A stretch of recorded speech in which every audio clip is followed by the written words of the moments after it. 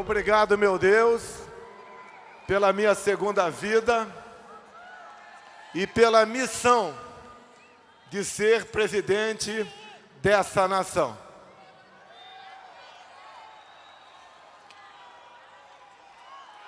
Todos os dias,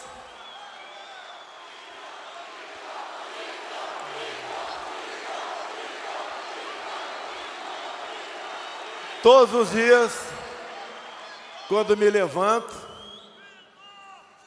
eu tenho quase que uma rotina.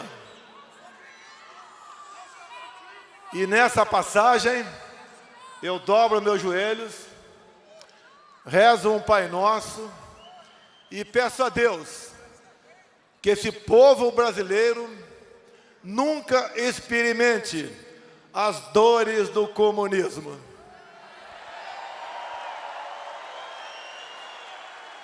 Peço também a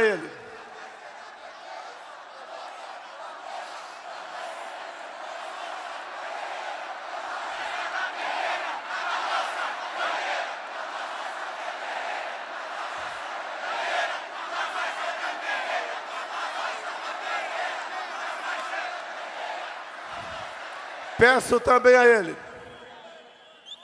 mais que sabedoria.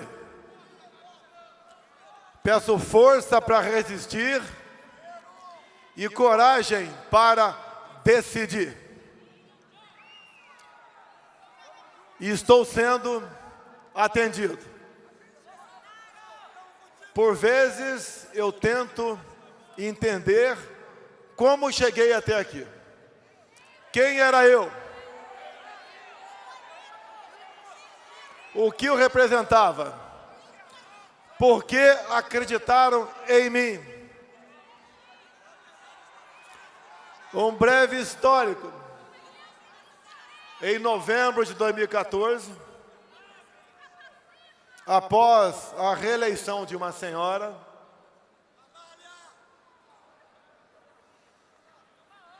em casa, aqui na Tijuca, eu falei, temos que mudar o Brasil.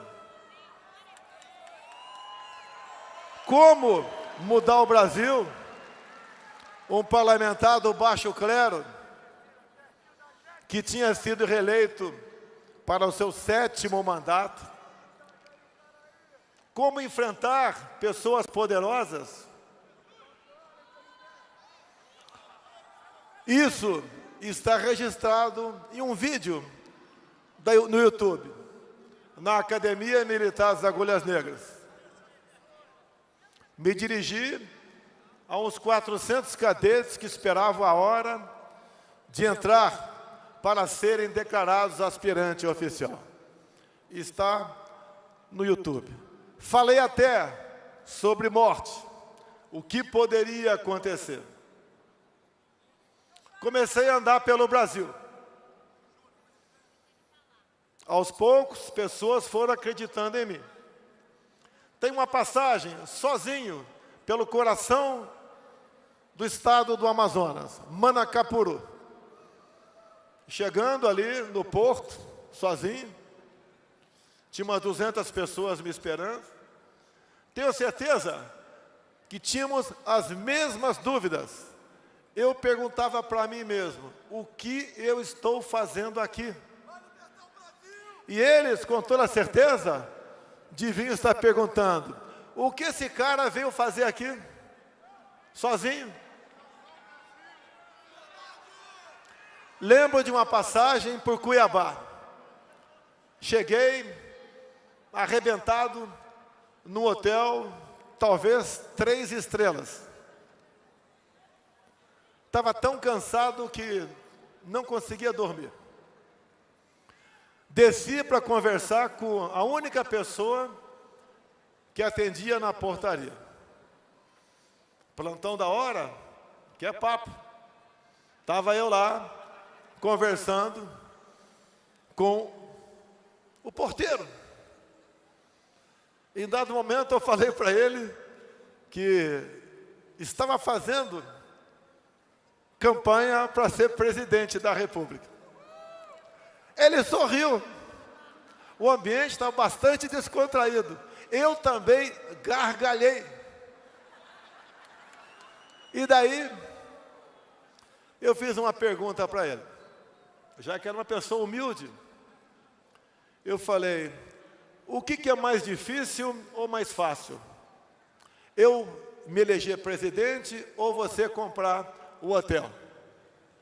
Ele me respondeu, muito mais fácil comprar esse hotel. Eu gostaria de me encontrar com essa pessoa hoje em dia, mas não para falar, eu sou presidente e você continua na portaria. É para conversar com ele e falar que nesse país, quando temos fé, temos vontade, acreditamos, os seus sonhos tornam-se realidade.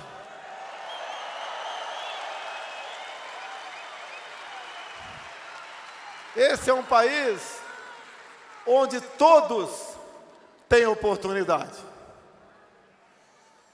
Quantas vezes eu ouvi pelas ruas, todo o poder emana do povo. Isso é verdade? Vocês estão aprendendo. Até porque tem uma passagem bíblica que diz, por falta de conhecimento, o meu povo pereceu. Quando se fala em poder do povo, alguém acha que o povo cubano ou venezuelano não quer a liberdade? Querem a liberdade. Tem? Não. Mas por que chegar nesse ponto? Escolhas erradas. Somos escravos das nossas decisões. Acreditaram em conversas fáceis. Conversa de tapinha nas costas, de prometer o paraíso para cada um de vocês. A vida de ninguém é fácil. E para superar as dificuldades, quem tem que estar na frente é cada um de vocês. Não é o presidente, o governador Castro ou um prefeito. A nossa missão é não atrapalhar a vida de vocês.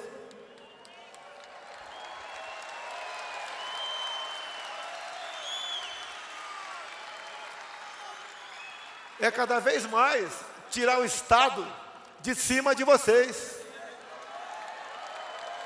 Estado forte, povo fraco. Povo forte, Estado forte.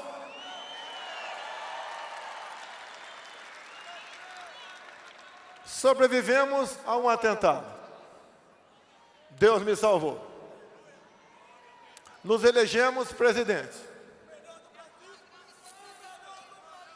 Não existe melhor técnico de um time de futebol se o pessoal não entrar em campo com o espírito do técnico. Formamos então o nosso time de ministros, alguns aqui presentes. Quem esperava o ministério, que só era lembrado por corrupção, ter à frente um jovem, também capitão do Exército, formado pela AMAN, formado pelo IME, que é o Tarcísio de Freitas.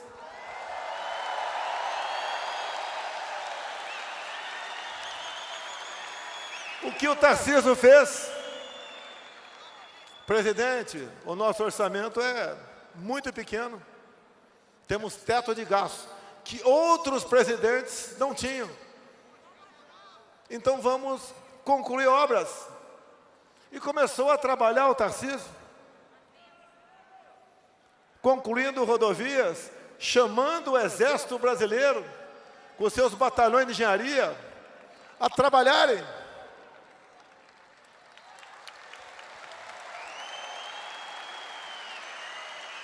Perguntem a quem mora no Centro-Oeste o que era a BR-163, quando faltava apenas 50 quilômetros para ser concluída, há mais de 20 anos.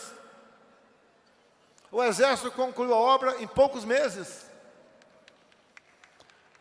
O trânsito, na época das chuvas, levava 10 dias para passar naquele pequeno trecho de estrada. Agora passa em 1 hora. E por que não se investia nisso no passado? Porque a prioridade era outra. A corrupção era o combustível de governos anteriores. Também, no Ministério do Tarcísio, fez ressurgir o modal ferroviário. Daqui 3 meses, no máximo, se inaugura a Ferrovia Norte e Sul, 4.100 quilômetros, barateando o preço de produtos em todo o Brasil. Também, com o apoio do nosso parlamento, está aqui o presidente Arthur Lira, um enorme aliado nosso, tem colaborado muito com o governo. Graças a ele, conseguimos aprovar leis que vieram a baixar o preço dos combustíveis.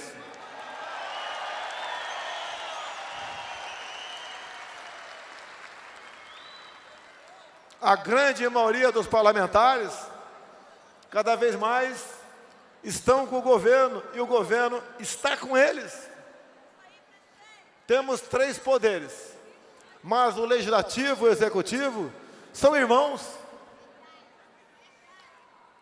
Nós temos que respeitar a Constituição, jogar dentro das 4 linhas, que pese um ou outro de fora está dando tijolada para dentro do campo. Vamos superando a tudo isso daí.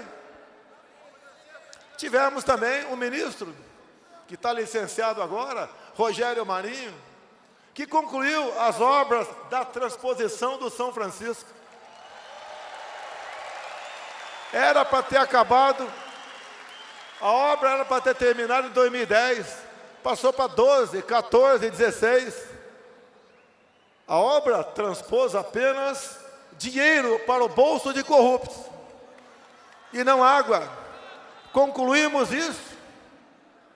Água, em grande parte do Nordeste, é uma realidade. Também o nosso Exército, com a Codevasp, fura dezenas de poços todos os meses, levando dignidade a essas pessoas. Eu estou mostrando o que nós fizemos, o que pretendemos continuar fazendo. Isso não é virtude, é obrigação.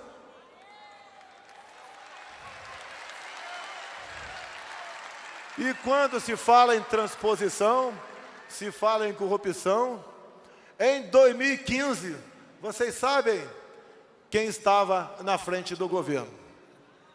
Mas os desmandos, os descasos, a roubalheira, obras começadas e não concluídas, a Petrobras se endividou em 180 bilhões de dólares.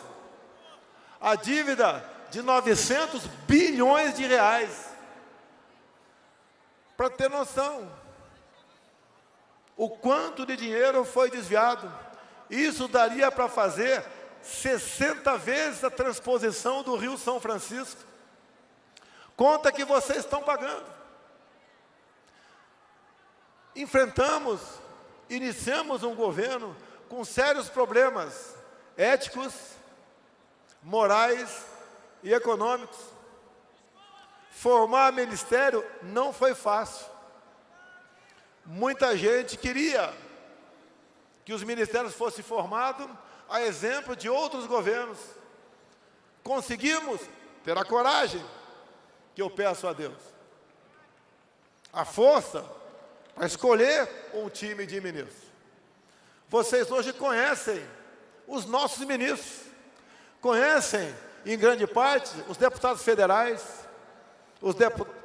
os senadores, sabem o que é poder legislativo. Hoje vocês sabem também o que é Supremo Tribunal Federal.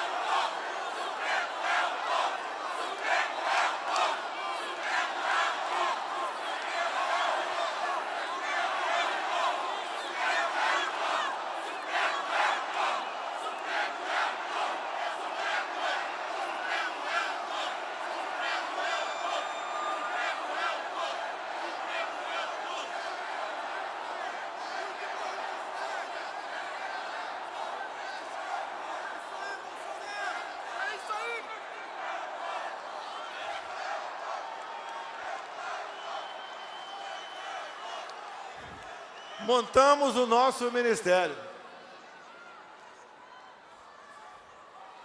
O nosso povo hoje tem conhecimento,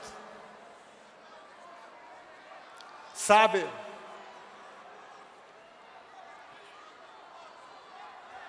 pelo que deve lutar. O poder emana do povo se o povo bem escolher os seus representantes. Como disse a minha esposa aqui, a minha vida não é fácil, mas eu fui voluntário. E modestamente, Marco Feliciano, tem alguma coisa nos ligando.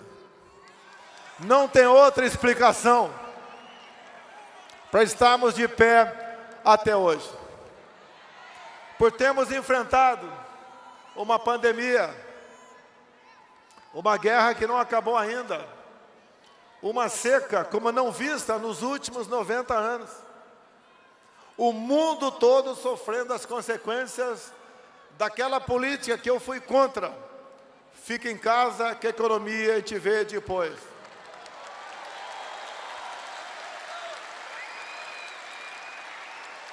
Todos vocês sofreram com isso. Não vocês brasileiros apenas. O mundo todo sofreu com isso. Buscamos medidas para minorar o sofrimento do nosso povo. Alguns falam, ele não tem o olhar para os mais pobres. Em 2020, onde muitos obrigaram a todos a ficar em casa, e eu falei, vamos combater o vírus e também fazer com que a nossa economia não seja destruída. Com a obrigação de ficar em casa, descobrimos que tínhamos os conhecidos invisíveis, informais, aqueles, talvez algum aqui, que vendiam biscoito Globo na praia, vendiam um picolé na arquibancada de um jogo de futebol, um cachorro de gato em praça pública. Esses foram obrigados a ficar em casa para morrer de fome, ou para sair de casa desesperado, em busca de um pão para o seu filho, e fazer coisa que ele nunca imaginava que poderia fazer. O que o governo fez imediatamente? Criou o auxílio emergencial.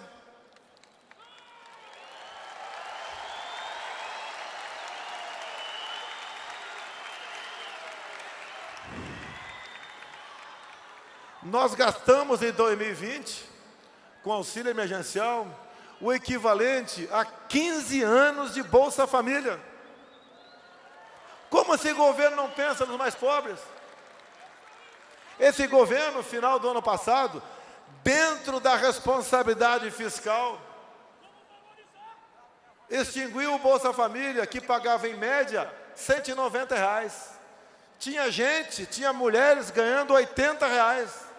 Passaram a ganhar, no mínimo, R$400. E agora, com o apoio do nosso parlamento, deputados e senadores, passamos para R$600. E conversei essa semana com o Paulo Guedes. Esse valor será mantido a partir do ano que vem. Com a inflação prejudicando a todos, em especial o preço dos combustíveis, tivemos a presença marcante do presidente da Câmara, aqui presente, meu amigo de longa data, Arthur Lira. Ele é o dono da pauta na Câmara dos Deputados. Nada é colocado em votação se não for por decisão dele. Botou para votar proposta de emenda à Constituição, projeto de lei,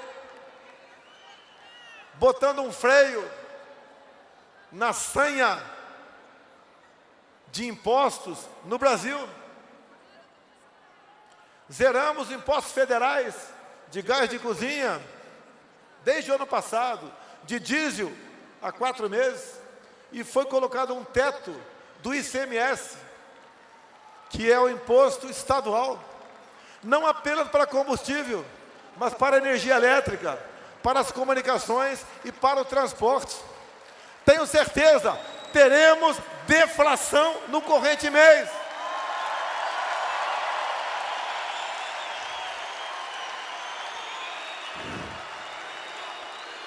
Eu sei que a figura mais importante hoje aqui sou eu. Mas se não é o Arthur Lira, esse cabra da peste de Alagoas, não teríamos chegado a esse ponto. Obrigado, Lira. Obrigado, deputados e senadores. É o trabalho em conjunto. Eu conheço o parlamento, fiquei lá dentro 28 anos. Já discursei para um plenário vazio várias vezes. Mas por que eu discursava para um plenário vazio? Para poder ter um espaço à noite, ir na Voz do Brasil.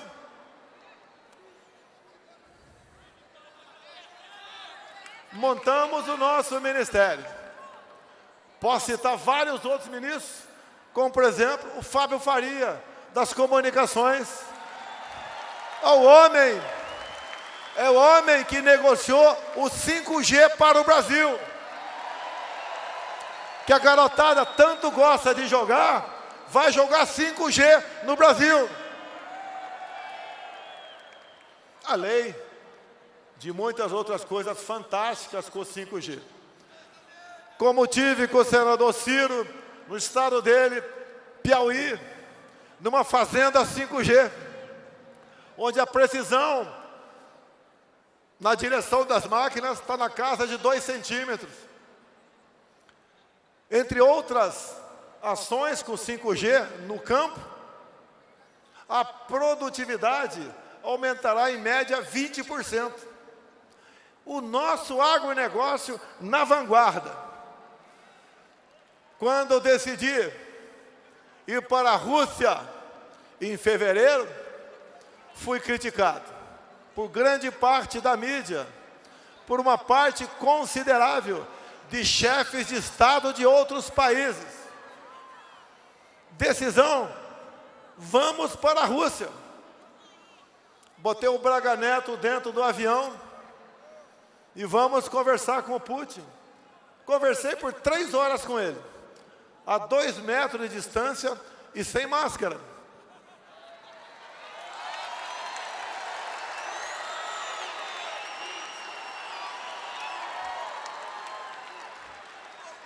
A negociação, interesse dos nossos povos. 2 meses depois, aportaram no Brasil 26 navios com fertilizante. O nosso agronegócio, prezada Tereza Cristina, uma gigante em nosso ministério. Vem cá, Tereza.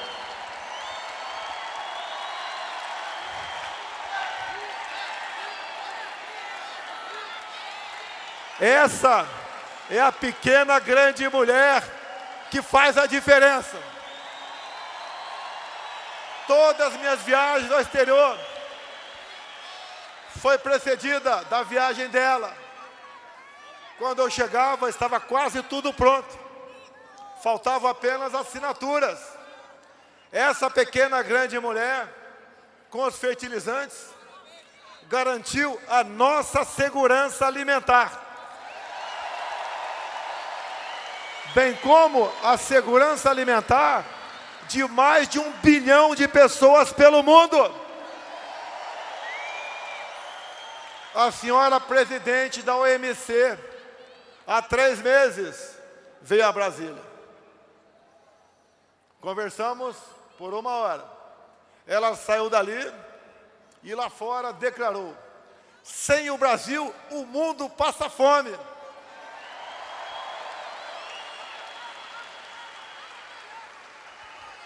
O nosso agronegócio é fantástico. não é lucro apenas para o homem do campo. Sem eles produzirem, temos inflação nos alimentos, ou o que é pior, poderemos ter desabastecimento, falta de alimento. Mais ainda, o trabalho dela fantástico. Vocês devem se lembrar, lá no governo Fernando Henrique Cardoso, tínhamos em média uma invasão do MST por dia. No nosso governo, passou a ser 4 por ano. Onde o trabalho da Tereza Cristina? Ela escolheu para presidir o INCRA uma pessoa chamada Geraldo Mello. E ele, cumprindo a determinação da Tereza Cristina, começou a titular terras pelo Brasil. Concluímos agora 370 mil propriedades tituladas. Essas pessoas que integravam o MST eram poceiros. Eles não eram donos da sua terra. Passavam ônibus ou um caminhão, eles pensaram obrigado a embarcar e invadir uma propriedade que nem sabia onde ficava, quais os motivos, qual a razão. Se não fizesse isso, perdia a posse da sua terra. E um detalhe importante, já que a minha esposa falou sobre mulheres, dos 370 mil títulos, 90% são de mulheres. Homem, no meu governo, só tem título se ele for solteiro ou viúvo. Sendo casado ou vivendo em união estável, o título vai para elas. Elas sabem melhor cuidar desse negócio. Mais ainda, trouxemos esse pessoal para a legalidade. Tornaram-se cidadãos. Pode procurar uma agência bancária. Se integraram à agricultura familiar. Passaram a ser amigos do fazendeiro do lado. E se preocupar de modo que a sua terra não venha a ser invadida. Mudaram completamente de lado. Não pela força, mas pela razão. Esse é mais um pedaço. Obrigado. É mais um pedaço do que faz o nosso governo.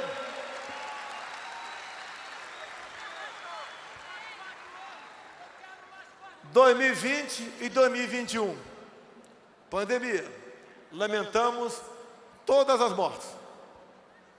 Fizemos o possível. A condução do combate à Covid, por decisão judicial, passou a ser de governadores e prefeitos. Alguns conduziram muito bem, outros nem tanto. Esses nem tanto fizeram com que vocês experimentassem um pouquinho o que é ditadura. Fique em casa, mandando a sua força policial prender surfista, prender mulheres em praça pública, prender pequenos comerciantes que tinham botado o teu carrinho numa esquina, porque ele precisava alimentar a sua família. E também grave, Marcos Feliciano, mandaram fechar igrejas e templos religiosos. Nem em guerra se fecha uma igreja ou um templo religioso. Alguns governadores, em especial do Nordeste, tomaram medidas restritivas não permitidas sequer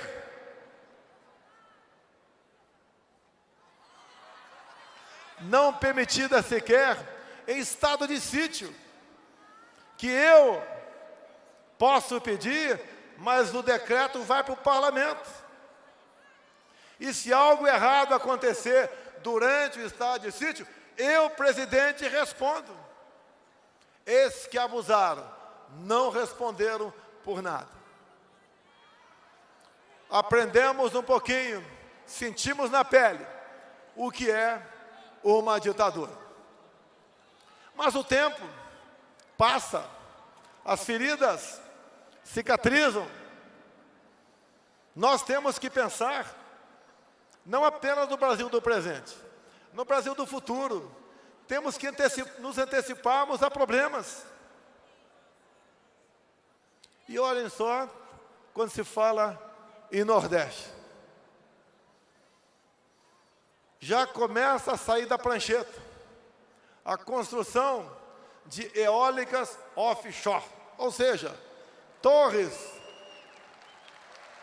de energia construído na costa do Nordeste, do nosso Nordeste, tão esquecido por aqueles que diziam amar o nosso povo de lá. A produção de energia limpa, será equivalente a 50 vezes Itaipu Binacional. O Nordeste todo será reindustrializado.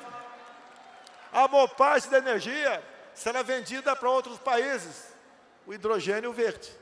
E quando se fala em Itaipu Binacional, para falar apenas de uma estatal, entre tantas que nós temos, não é fácil privatizar. Algumas, no meu entendimento, não, pouquíssimas, que são estratégicas. Vocês conheciam o Itaipu Binacional apenas como uma usina que gerava energia. E mais nada além disso. Quase nada era feito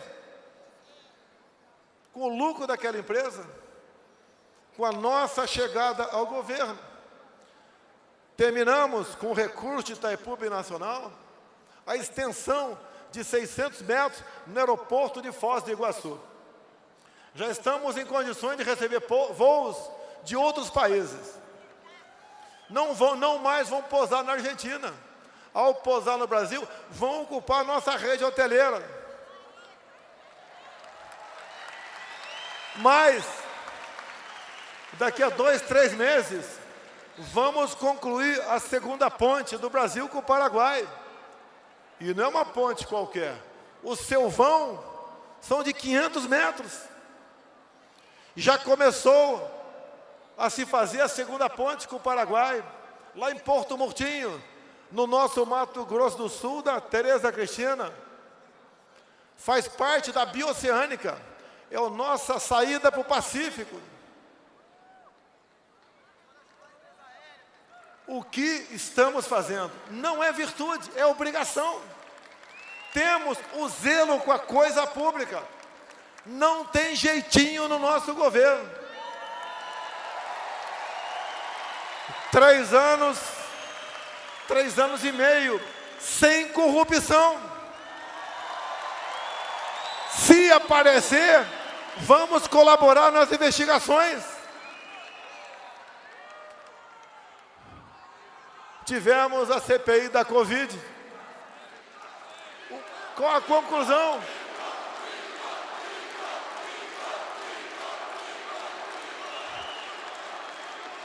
Qual a conclusão da CPI da Covid? Não acharam nada. Me acusaram de corrupto virtual. Queria comprar a vacina Covaxin. Mas não quiseram apurar o consórcio do Nordeste, onde desviaram 50 milhões de reais e não compraram um respirador sequer. Teve nordestino que morreu asfixiado por falta de respirador. Mas nós sabemos do caráter do presidente da comissão.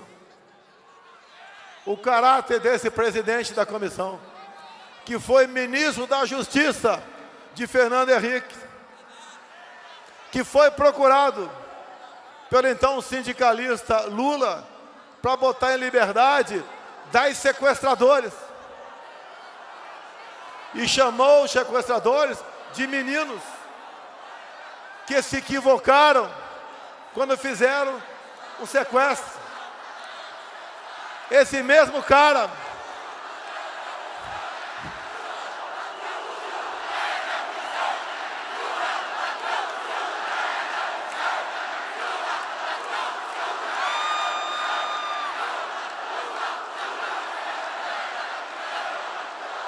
esse mesmo cara que defende o roubo de celulares como um direito do bandido roubar para tomar uma cerveja. Esse mesmo cara que fala que a guerra da Ucrânia se resolve tomando cerveja. Esse mesmo cara que quer legalizar o aborto no Brasil. Esse mesmo cara que quer legalizar as drogas no Brasil. Será que esse cara sabe quanto sofre uma mãe quando um filho se entrega às drogas? Será que ele sabe o sofrimento dessa mãe com essa criança no mundo das drogas?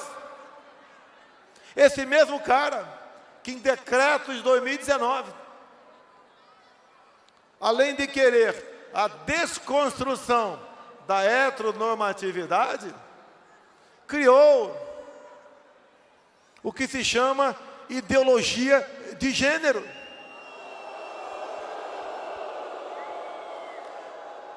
Com isso, emboscar nossos filhos e netos a partir dos 5 anos de idade, dentro da escola, para estimulá-lo ao sexo desde essa idade. Isso não é papel de alguém que quer o bem do seu povo. Não teria aqui adjetivo para qualificá-lo nesse momento. Quem sabe num debate, caso ele esteja presente. Vamos para o encerramento. Eu tenho dito que tem algo mais importante que a nossa vida, é a nossa liberdade.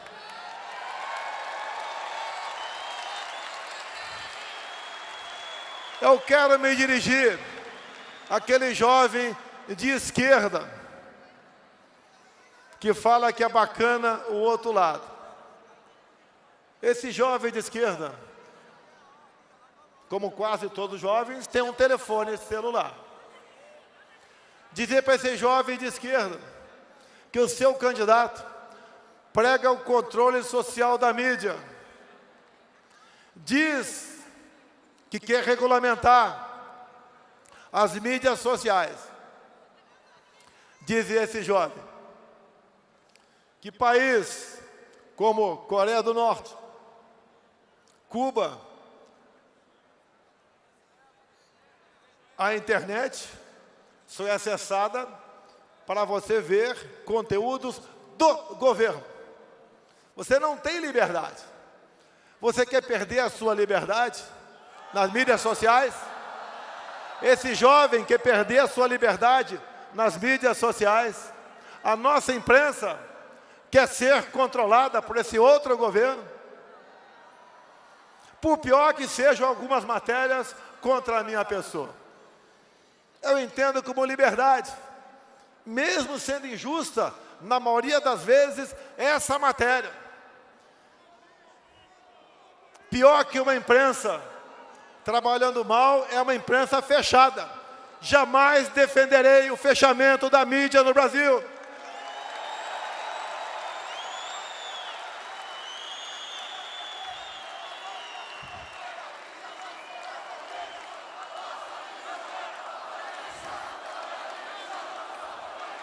Dizer a esse jovem, porque é comum termos na nossa família gente que é de esquerda, em especial os mais jovens, até porque tem um velho ditado.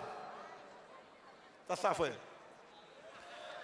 Quem até os 20 não foi de esquerda é porque não tem coração. Quem depois dos 20 continua de esquerda é porque não tem cérebro.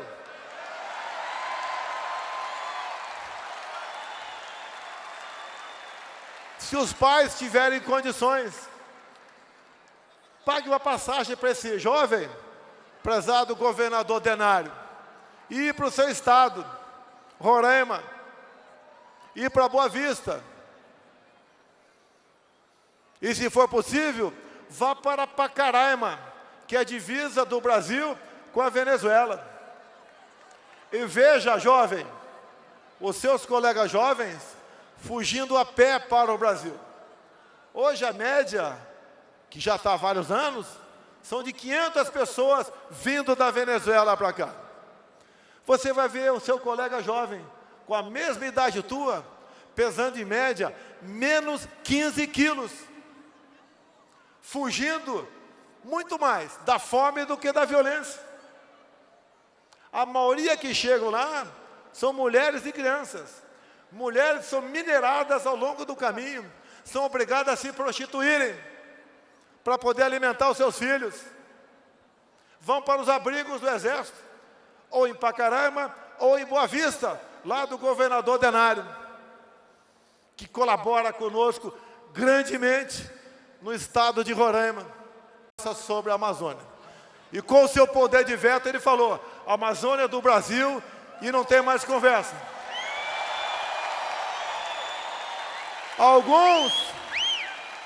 Alguns queriam que eu ficasse do lado daqueles que queriam a Amazônia para eles. A Amazônia é nossa. Não será repartida com o mundo.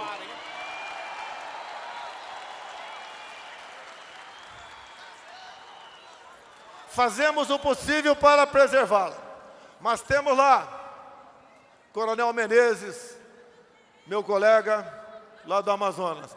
Temos lá 25 milhões de brasileiros que têm que ser tratados, protegidos por nós. Em grande parte protegido pelo Exército Brasileiro, nos seus comandos militares de área e nos seus pelotões de fronteira e batalhões. Onde quer que seja do nosso Brasil, temos a presença das nossas Forças Armadas. Forças Armadas, que cada vez mais foram afastadas do centro do poder. Com a criação da defesa em 99, não por uma necessidade militar, mas por uma imposição política. O militar atrapalhava os governos naquela época. No nosso governo, mudamos isso. Falaram que botei muito militar. Acho que eu não botei muito, botei o suficiente. Mas se fosse para botar bandido, vocês tinham votado no outro candidato.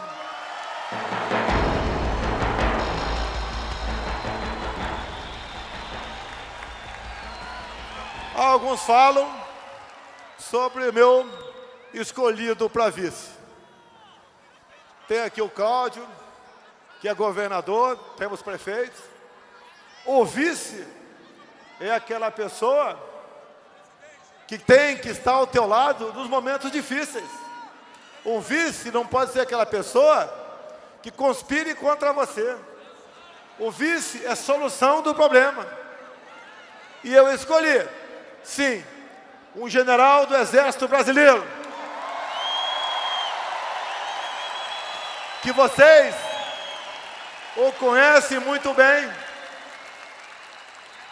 por ocasião da intervenção aqui no Rio de Janeiro, um estado à época tomado pelo caos. Ele recebeu a missão de intervir no estado e fez um trabalho fantástico no nosso Rio de Janeiro. Muitas consequências positivas. O Cláudio Castro hoje colhe. Braga Neto depois coloquei como chefe da Casa Civil, posto que agora o senador Ciro, com muito zelo, ocupa, fazendo a negociação com o mundo político. Depois eu coloquei no Ministério da Defesa. Ele pegou a pandemia, quando ocupava a Casa Civil e Defesa.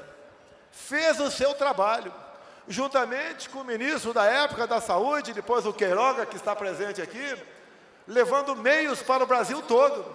A nossa Força Aérea trabalhou 24 horas por dia.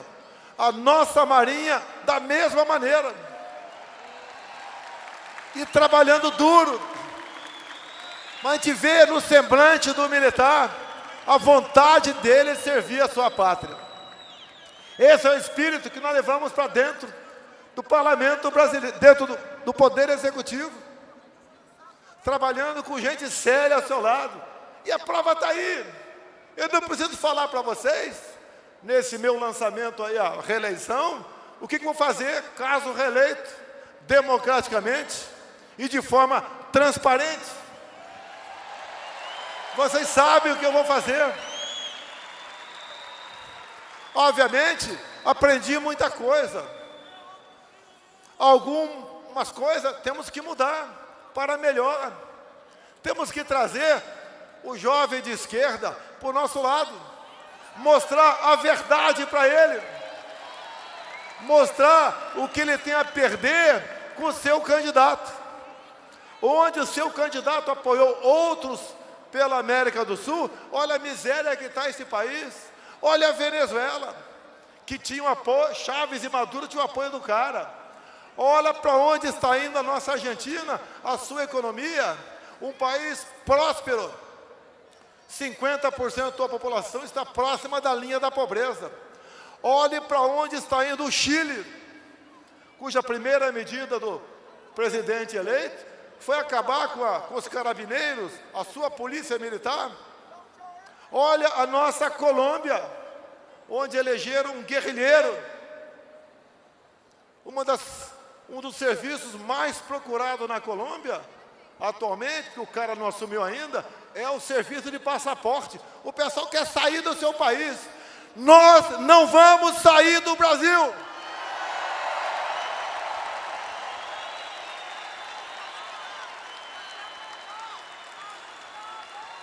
Nós somos a maioria, nós somos do bem, nós temos disposição para lutar pela nossa liberdade, pela nossa pátria. Convoco todos vocês agora, para que todo mundo, no 7 de setembro, vá às ruas pela última vez. Vamos às ruas pela última vez.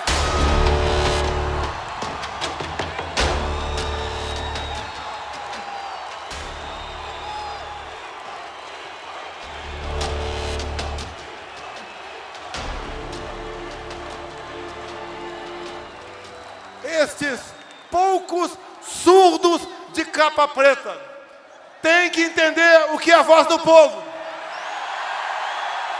Tem que entender que quem faz as leis é o Poder Executivo e o Legislativo. Todos têm que jogar dentro das 4 linhas da Constituição. E interessa para todos nós. Não queremos o Brasil dominado por outra potência. E temos outras poucas potências de olho no Brasil. O que nós queremos? Paz, tranquilidade, respeito à Constituição, respeito às leis, interdependência entre os poderes. Queremos harmonia, queremos prosperidade, gerar alegria para vocês. Isso não é fácil, mas quem deve dar o norte para nós é o povo brasileiro. Tenho certeza que aquilo que vocês querem será atingido. A maioria dessas pessoas querem o nosso bem. Não podemos simplesmente deixar as coisas acontecer. Não é fácil você tentar mudar algo que vinha torto há décadas, mas dá para mudar o destino do Brasil, como estamos mudando. Eu sou o primeiro presidente que tem o teto de gastos. Ninguém teve isso. Eu tenho um limite para gastar. Mas dizer a vocês, vivemos num país maravilhoso, um país fantástico. com um povo completamente miscigenado. O atual presidente não procura dividir para vencer. Eu não divido brancos e negros, homos e héteros, nordestinos e sulistas, homens e mulheres. É um governo de todos 215 milhões de brasileiros. Todos nós queremos a mesma coisa. Nós sabemos que o outro lado tem a malícia, tem a mentira, tem falsas promessas. Nós temos a realidade. Custe o que custar. Doa ou não, palavras fortes serão ditas. Todos nós somos iguais. A minha diferença para vocês agora é que eu estou num tablado. Não existe nenhuma diferença entre nós.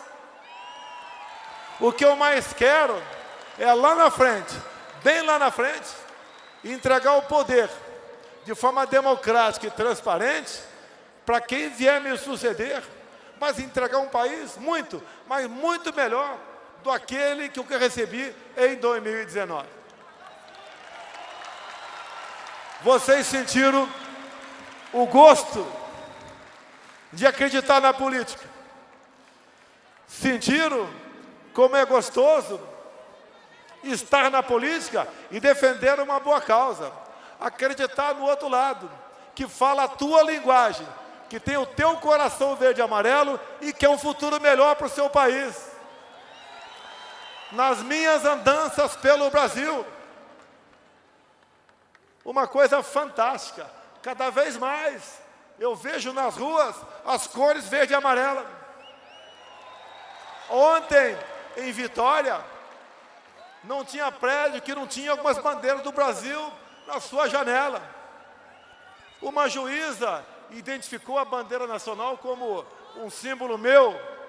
Não é símbolo meu, não, é símbolo nosso. Mas muito obrigado por essa comparação.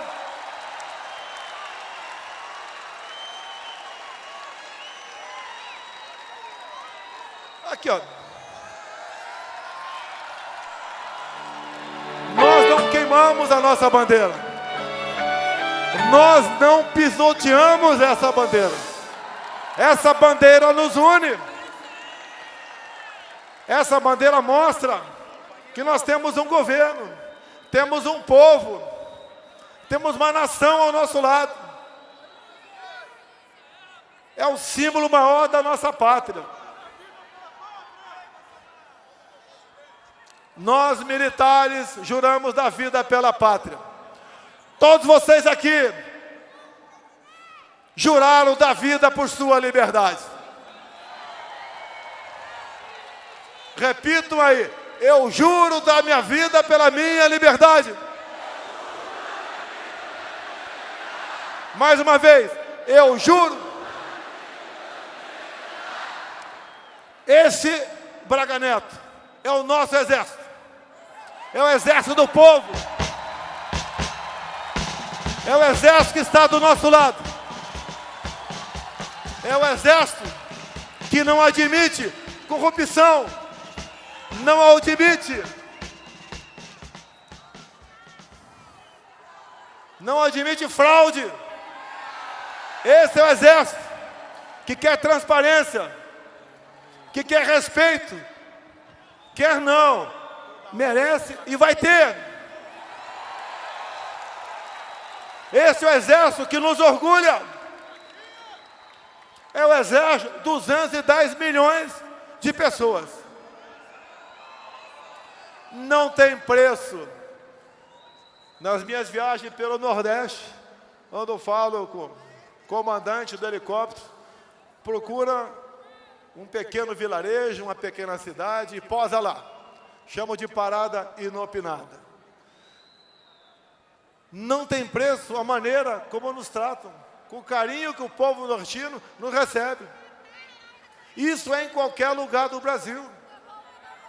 Da onde vem isso tudo? vem da confiança, vem da palavra, vem da verdade. Isso não tem preço. Eu me considero, nesse momento, o craque do Botafogo que marcou o segundo gol contra o Atlético Paranaense. O meu time do coração no Rio de Janeiro, o nosso Botafogo no futebol de regata. Esse é um país da alegria, da fraternidade, da amizade. É um país de paz. Não precisamos de outra ideologia que não deu certo em nenhum lugar do mundo. Precisamos continuar com o que nós temos, aperfeiçoando alguma coisa, mas para o bem de todos. Não ousem tocar na liberdade do meu povo.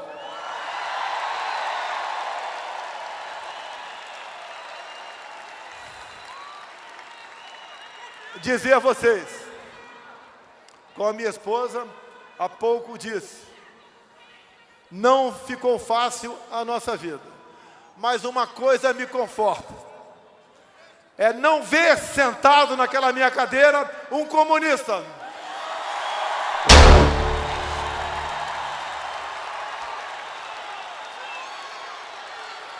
Para mim, seria muito mais fácil estar do outro lado. Mas eu não dormiria em paz. Estaria atraindo 58 milhões de pessoas, no mínimo, que votaram em mim em 2018. Pessoas que acreditaram, que viram um capitão do exército, um deputado federal, do nada, se lançando candidato a presidente da República. O povo havia se cansado de velhas práticas. Estamos mudando o Brasil de verdade. E não estamos deixando ninguém para trás. Dizer a vocês do orgulho, da satisfação de estar nesse evento, que poderia ser um evento aberto, mas optou-se por esse lugar. Não tem realmente dizer o que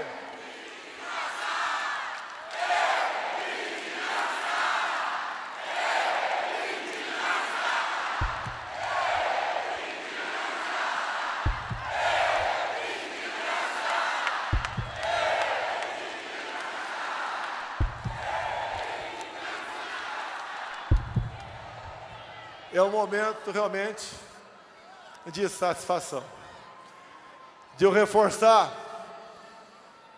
meu pedido ao nosso Deus,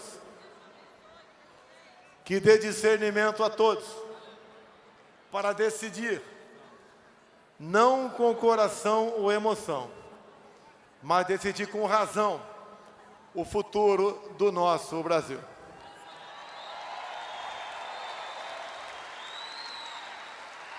Uma andorinha não faz verão, mas todo verão começa com uma andorinha.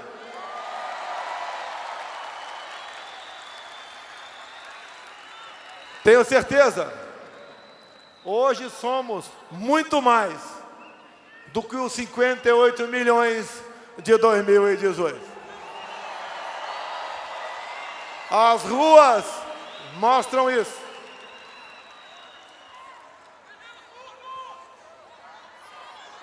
O tratamento de vocês, o calor, o carinho, não tem preço. Há um casamento entre nós.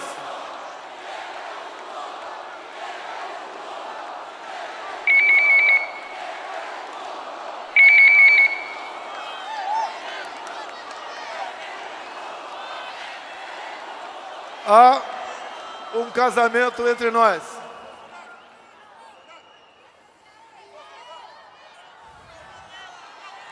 Que é materializado pela família.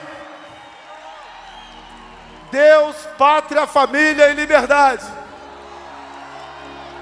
Há um casamento entre nós, um compromisso de sangue, para nós levarmos o Brasil a um porto seguro, para nós combatermos todas as práticas nefastas do passado e de dizermos a todos, sem exceção: ninguém pode tudo nesse país, nem mesmo o seu presidente.